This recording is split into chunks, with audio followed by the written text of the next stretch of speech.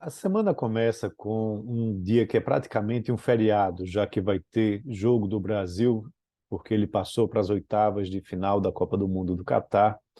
Então, isso já deve reduzir o volume de negócios na Bolsa e parar o país como um todo. E isso deve se repetir na sexta-feira, caso o Brasil passe para as quartas de final.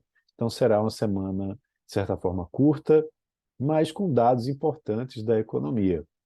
O jogo vai acontecer na segunda, já às 16 horas, já coincidindo aí com as últimas horas do pregão da Bolsa. Apesar desse clima festivo, os próximos dias vão trazer, como eu disse, indicadores econômicos importantes aqui no Brasil. O Boletim Focus dessa segunda vai ser já o primeiro depois da divulgação do PIB do terceiro trimestre de 2022, que mostrou um novo crescimento abaixo do que o mercado esperava, mas que mostra um acumulado do ano de um crescimento já de 3,2%.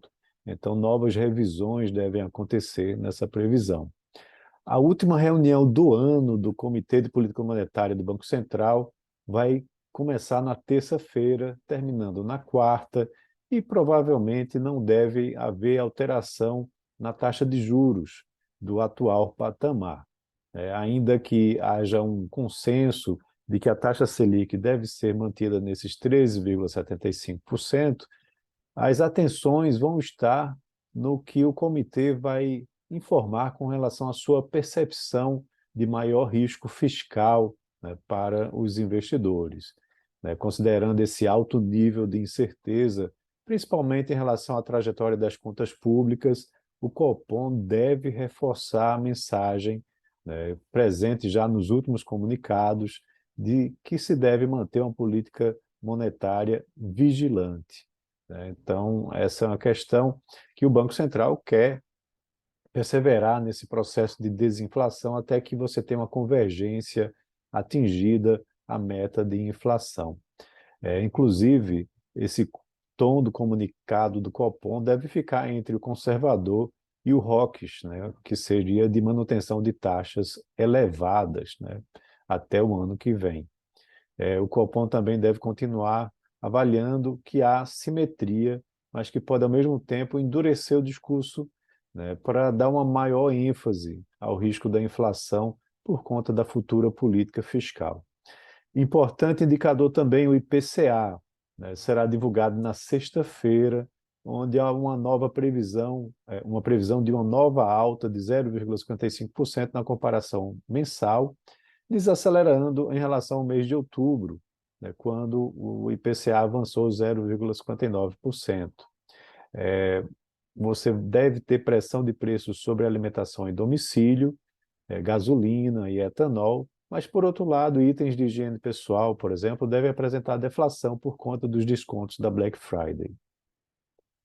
As vendas do varejo referente ao mês de outubro vão ser divulgadas pelo IBGE na quinta-feira, e há uma expectativa de expansão mensal, né, de 0,3%, e também de 0,6% no índice mais amplo, que inclui veículos e material de construção. Todos esses indicadores vão ser acompanhados pelos investidores, junto, claro, com o noticiário político, que é o que mais tem mexido, trazido volatilidade para a Bolsa nas últimas semanas. Para essa semana, se espera que a PEC da transição avance no Congresso para que passe pela aprovação do Senado e na Câmara até o dia 15 de dezembro. E também, claro, vamos aguardar a divulgação de nomes que vão compor a equipe ministerial do governo, principalmente na parte da economia.